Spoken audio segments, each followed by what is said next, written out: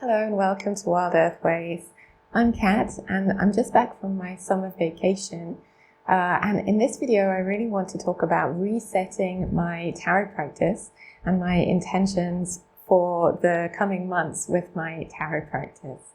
So over the summer vacation, I took a kind of break from tarot. I went away and I didn't take any tarot decks. I didn't buy decks.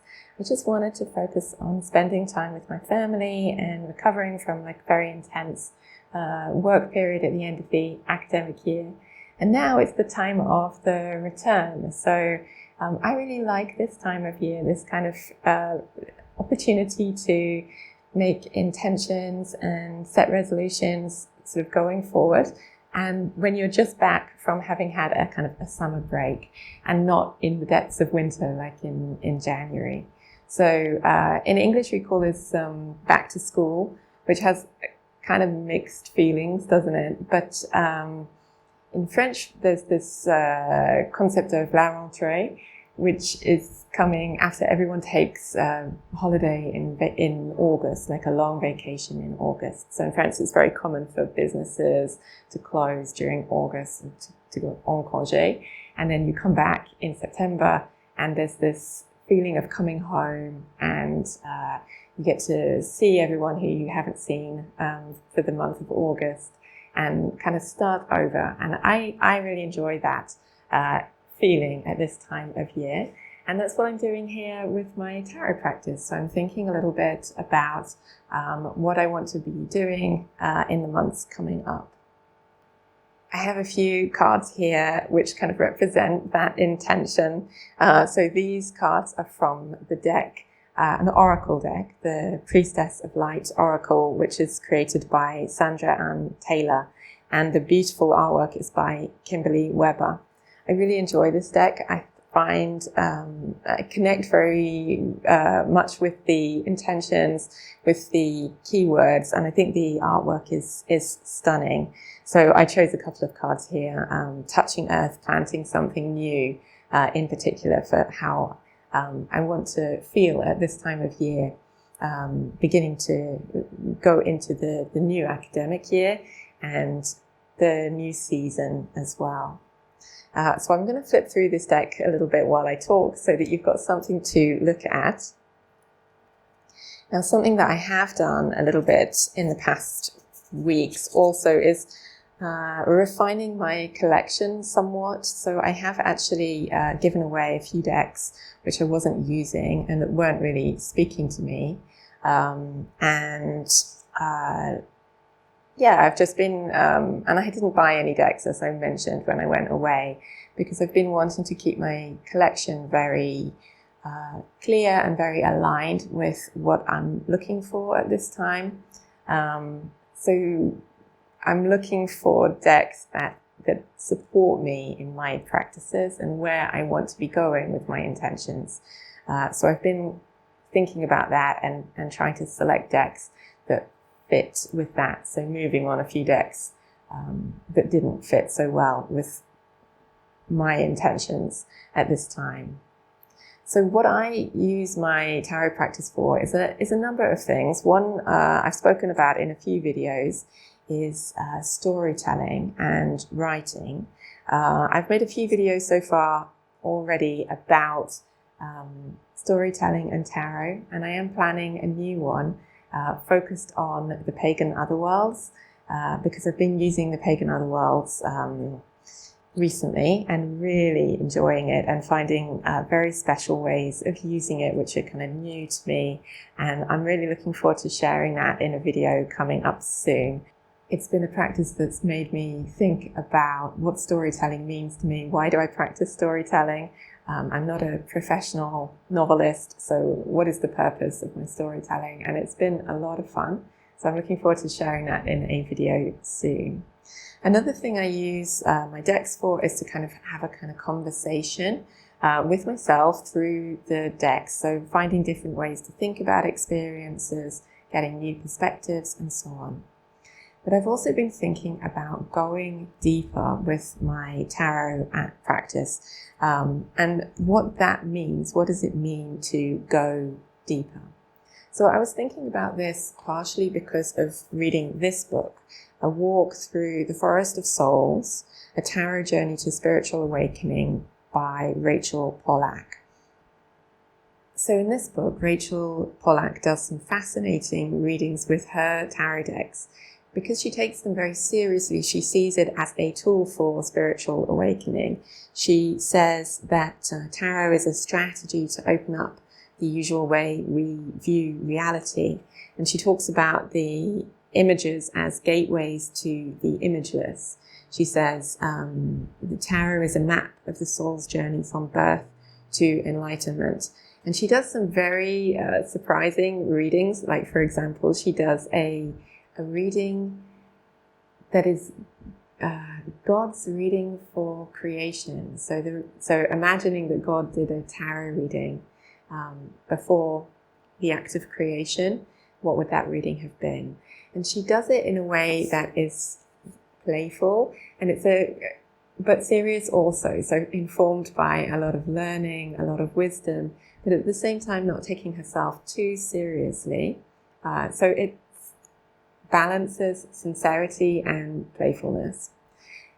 I found it really fascinating and thought-provoking. I also appreciated the fact that she has chapters specifically from a Jewish perspective. So she has a chapter here, some Jewish thoughts on tarot. She includes some thoughts about Kabbalah. And as a Jewish woman, I appreciated reading her perspectives. So it's not so common to read that kind of perspective in this field. So I really enjoyed that, the way she called upon the stories which are quite familiar to me and looked at them from the viewpoint of a tarot reader. Having said that, for me, going deeper is not the same as what she does. So I wouldn't really feel comfortable with the use of the tarot deck that she describes. It doesn't quite match up with my worldview. It's not really a question that I feel is going to help me.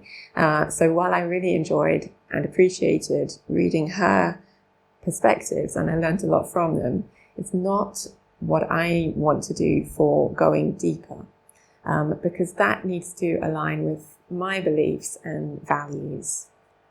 So in my time away, I came to the understanding that I want my practice to be lighter, so not so heavy, I mean to say. So to help me in part, as part of living in a way that's healthy for myself, for my family and community, and for the earth. And I don't want to weigh my practice down with too much heaviness, by which I mean religious associations, which are very complex, anything too shadowy, and even very occult imagery, which can be a little anxiety-provoking for me and a little not necessarily aligned with actually how I see the world. So this is just my preferences. It's not meant as a prescription for anyone, and I recognize that we all have different needs and preferences in this regard.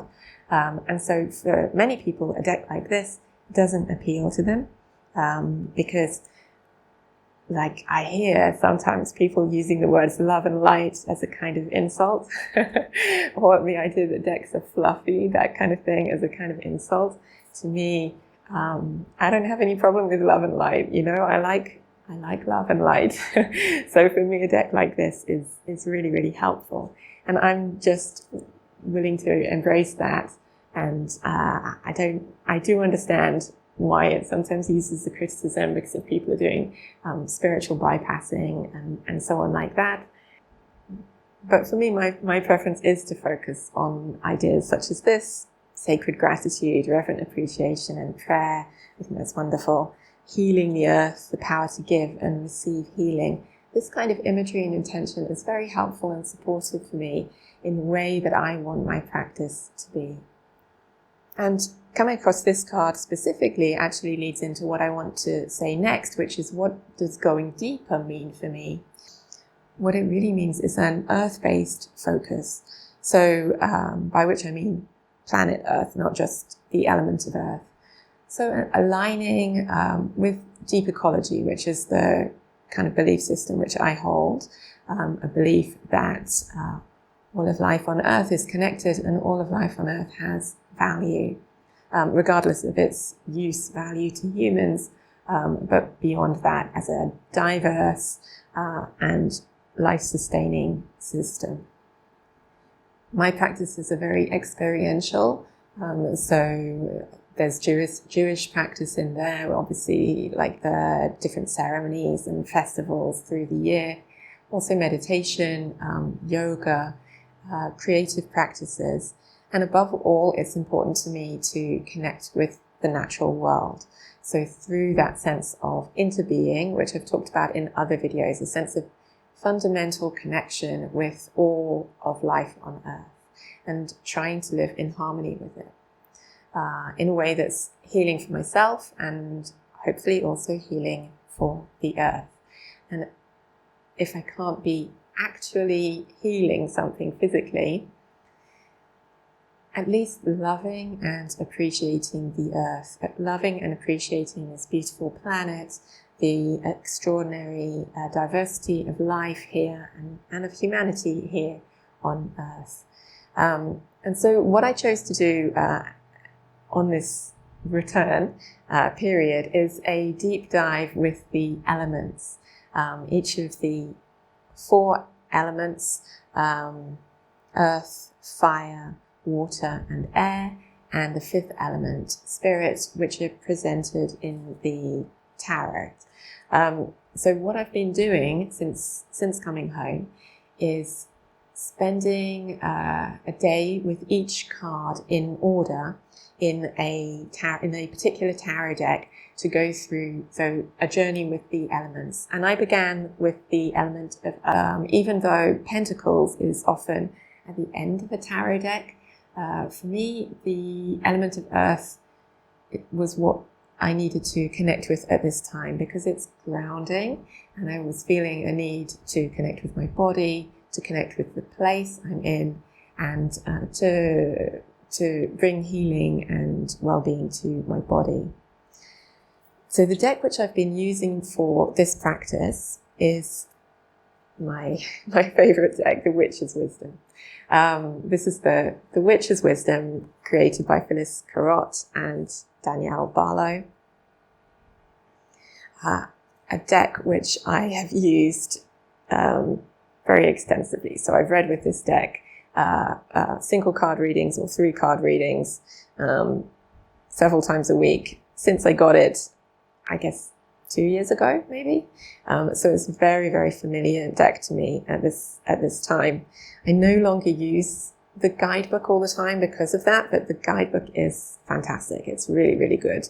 And it contains a lot of elemental wisdom from which I've learned a lot.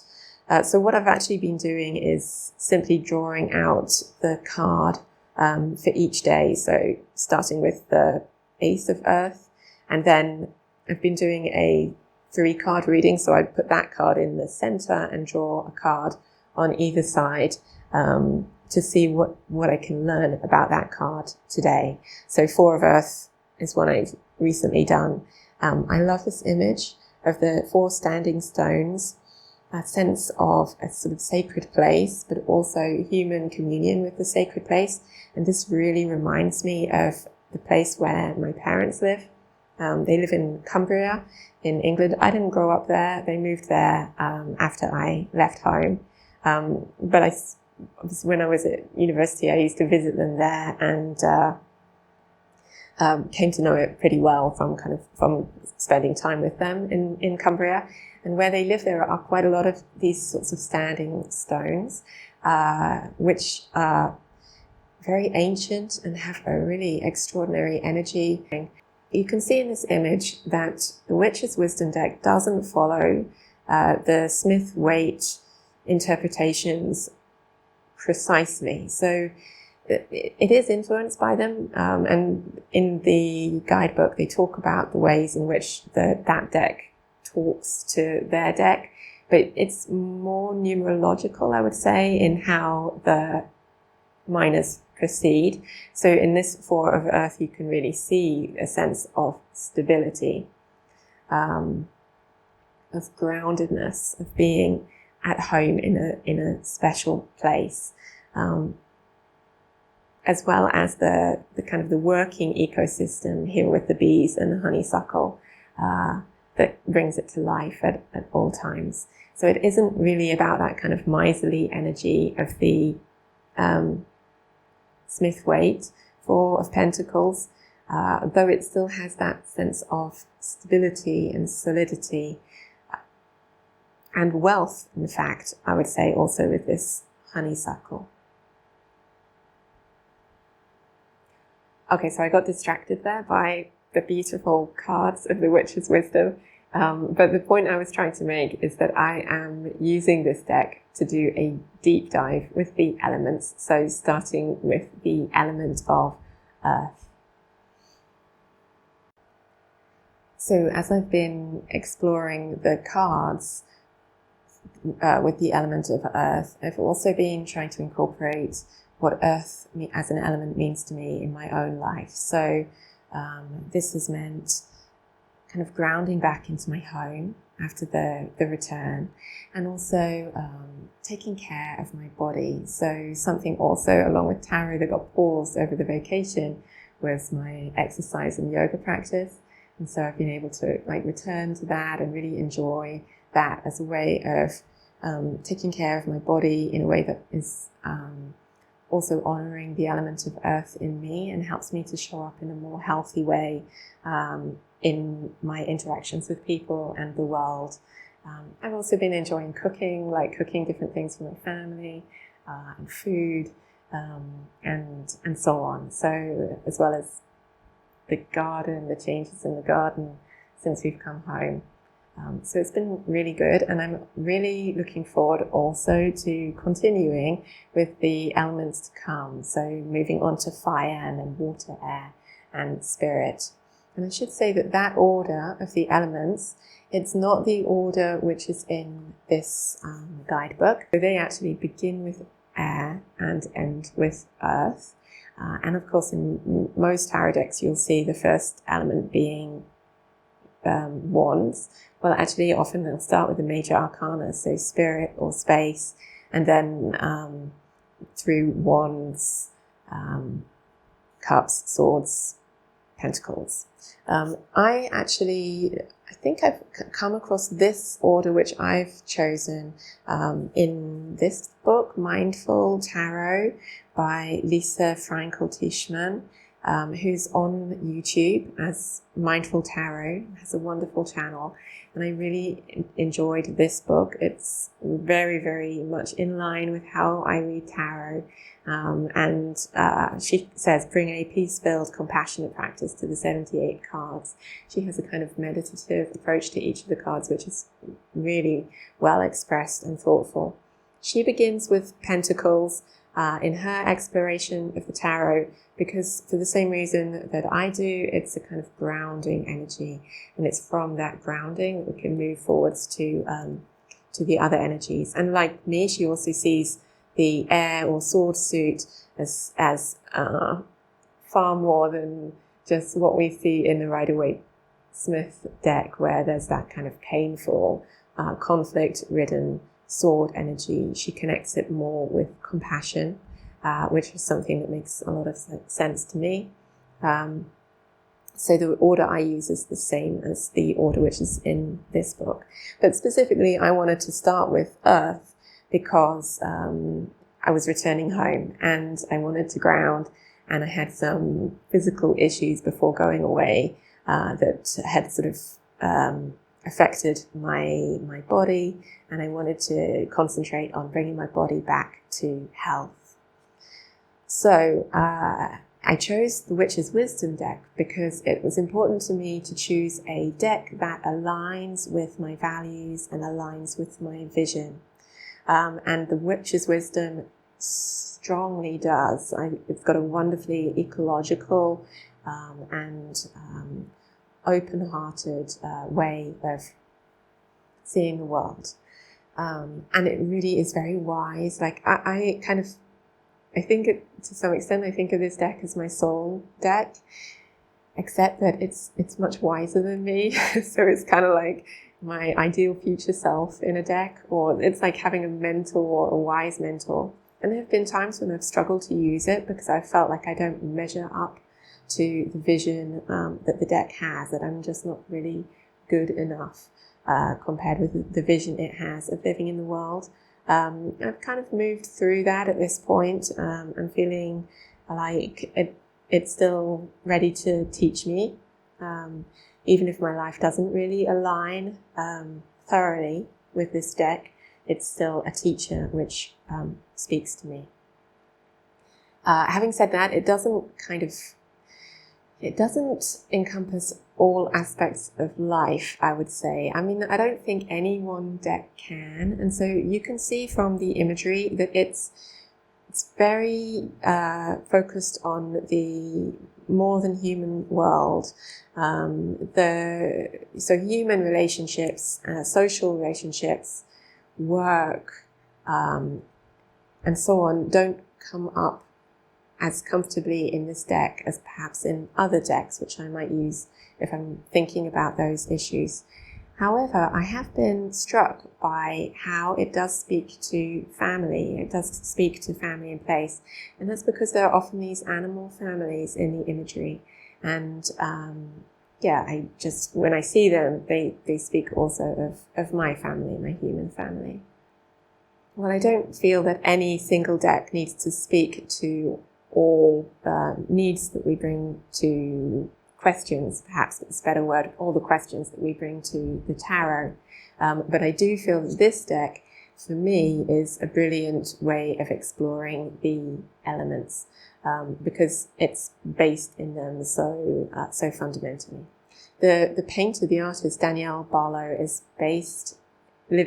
lives in England, so she lives, I think she lives on Dartmoor or near Dartmoor, which is a part of England which I don't know very well, but I have spent some time. I've spent some time wild camping in Dartmoor with my husband, and it was just a magical and wonderful experience. So it's a beautiful part of the country, and I actually see a lot of similarities between that part of the country and Cumbria, which I know better through my parents living there now. So I'm going to continue with this elemental deep dive practice. That is going to be my going deep for now. And I will share the experience with you. I'm sure I'll make a video about the journey with the witch's wisdom soon. At the same time, I am also exploring the Pagan Otherworlds. This is the other deck which I'm using at the moment. And I'm really enjoying it so much. As I said, I want to make a specific video about this deck to show you how I'm using it and what I'm doing with it, because it's come together in a way that's been quite unexpected and teaching me a lot. So this is at the moment my storytelling deck, and the Witch's Wisdom is more about kind of beliefs, experiences, and connection with the earth, with nature. I was a little anxious to use this deck, the Pagan Otherworlds, because it feels very magical to me. It really does. And there are a few cards in it which are a little bit disturbing as well for me.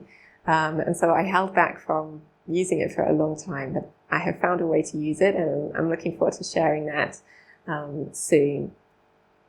So this has been my return from vacation video, just explaining how I'm kind of resetting my practice, where I'm focusing currently. I hope to be able to make more videos in the coming weeks. Since it hasn't been possible for me for a few weeks. But I have collected a lot of ideas for videos and a lot of things that I would like to share here on the channel. So if you haven't already, please do subscribe. I really appreciate all of the support that I've had in starting this channel. from you all. All of the likes, subscribes, and comments are really, really appreciated. It's been wonderful to get started with this journey, and I'm looking forward to this next stage of the journey. If you are also thinking about resetting your tarot practice, or thinking about what it means to go deeper with your tarot practice, I'd love to hear from you in the comments below. Let me know, what does going deep mean to you, if anything? How would you deep dive your tarot practice at this time? Thanks so much for watching and sharing your time with me. I wish you well wherever you are, and hope to see you again soon.